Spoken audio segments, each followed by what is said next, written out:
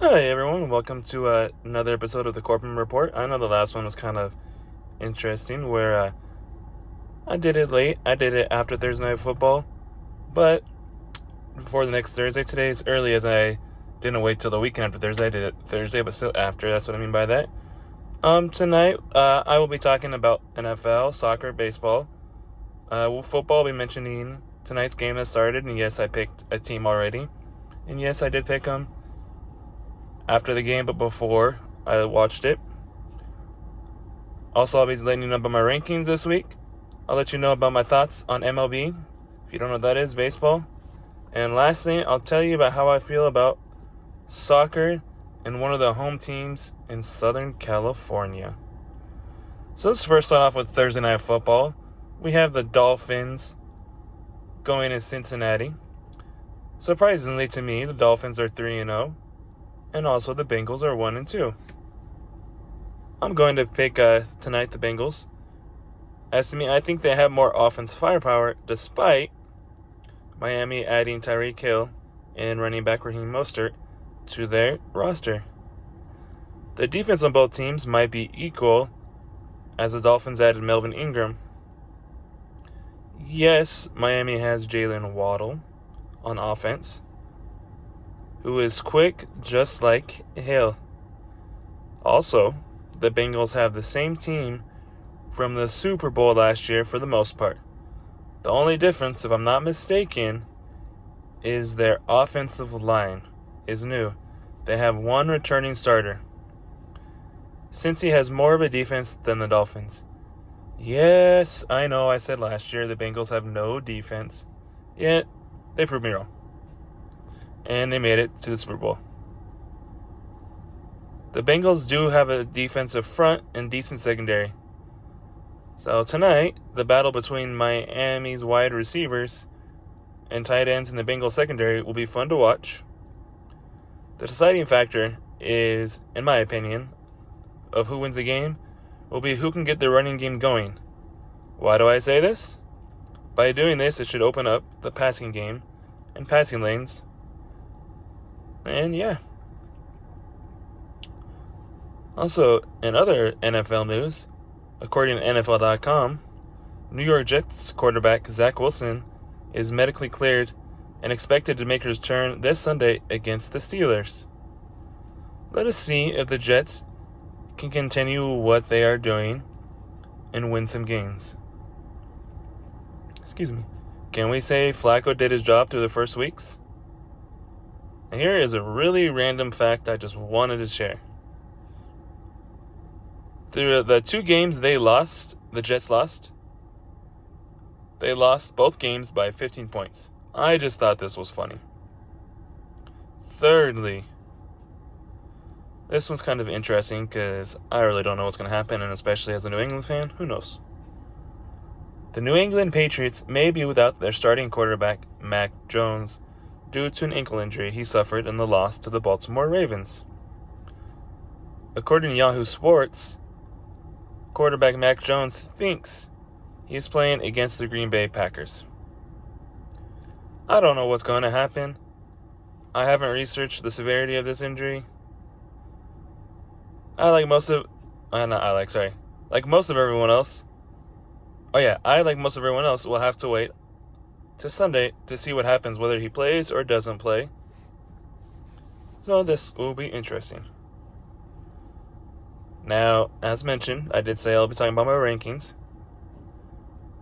I'll do a little explanation too for you. I wrote down explaining how I do my rankings. The main reason I do them, or how I do them, is who I think, in my opinion, is the best. Then who won and lost their games.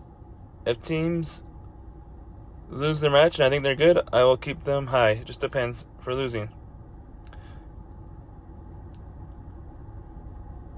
For losing, if I think they're good, I can leave them. I can move them up. I don't know if I did here. Might have. So on to my rankings. I'll start with the first 16, and then I'll go to the last 16. Excuse the hand there. I apologize. At number 1, I have the defending Super Bowl champs, Los Angeles Rams. At number 2, I have the Buffalo Bills. Yes, I know the Bills lost and the Rams won. That is why I moved the Bills down, because they lost. And the Rams won. That's why I moved them up. I think they're better right now. Or not better. I think with their win, they deserve to be there. That's what I was trying to say. Or something like that. I do think they're a good team, and Bills lost. That's really why. Other than that, I really don't have anything to say. At number 3, I have the Philadelphia Eagles. At number 4, I have the Tampa Bay Buccaneers. At number 5, some may agree, some may not agree. That's fine with me. I have the Miami Dolphins. At number 6, I have the Cleveland Browns. At number 7, I have the Minnesota Vikings. At number 8, I have the Cincinnati Bengals. At number 9, I have the Baltimore Ravens. At number 10, I have the Tennessee Titans. At number 11, I believe I dropped this team pretty far down. I had the Kansas City Chiefs, and yes, they lost to the Colts.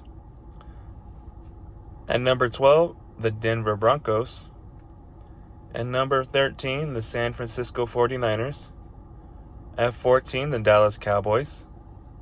At 15, the Arizona Cardinals.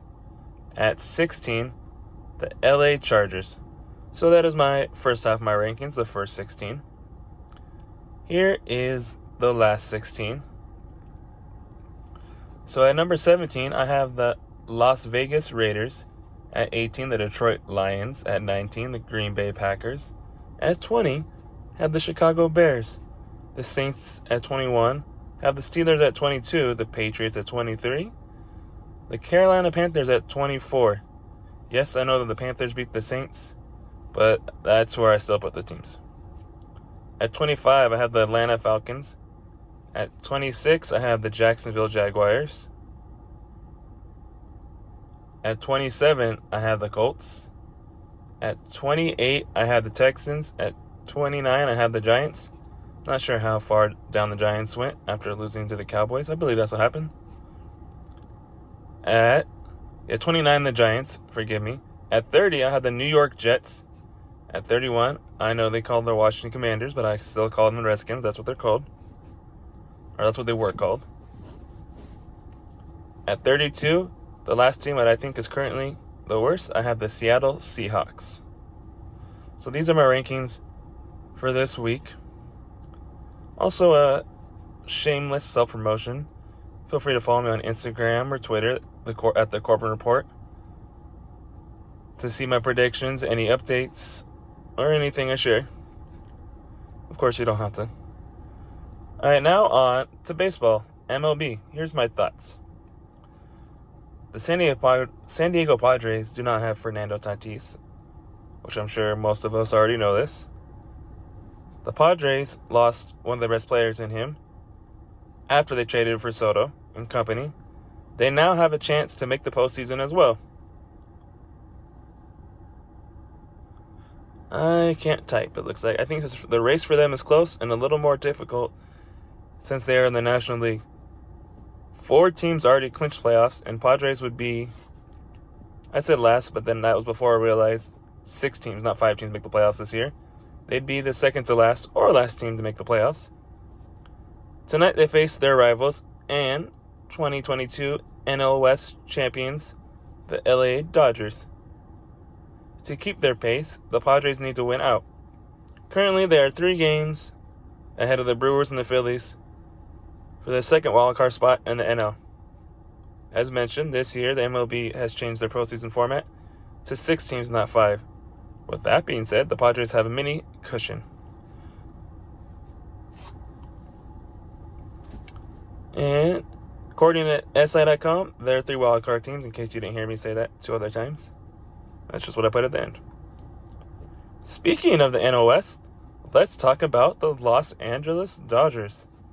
They have reached 107 wins this season. This is the most wins in a season for the Dodgers.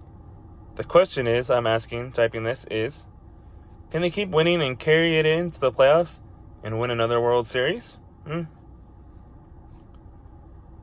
All right, now going to the AL, I believe. The Seattle Mariners. I know, kind of interesting about the Mariners in baseball, right? They have a chance to make the playoffs now. They haven't made the playoffs since 2001.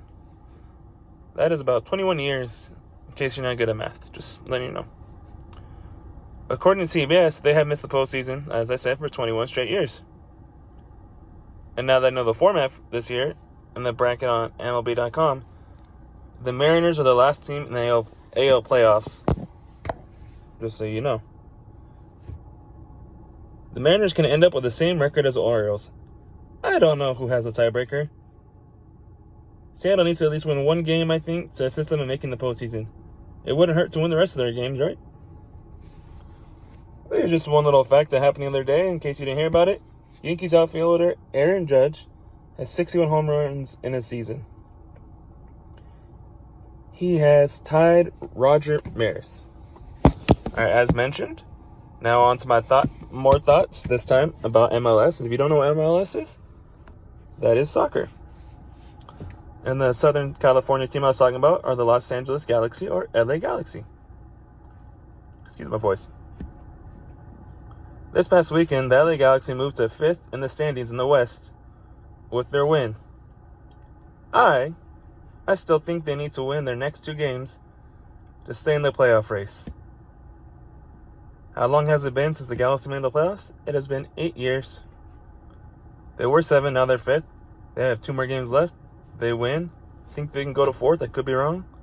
It'll only help them out, not hurt them. So what I see the Mariners and the Galaxy have in common, they should win their games out in order to ensure them a spot in the playoffs. So yeah, that's all I got for today. Yes, I know it was short. If you have any other questions, feel free to ask me on Twitter, Instagram, or through the Anchor app. Follow me at the Corbin Report at Instagram, Twitter, or the Anchor app, or Spotify. Go ahead and message me. If you have any questions, comments, feel free to comment. And yeah, thank you.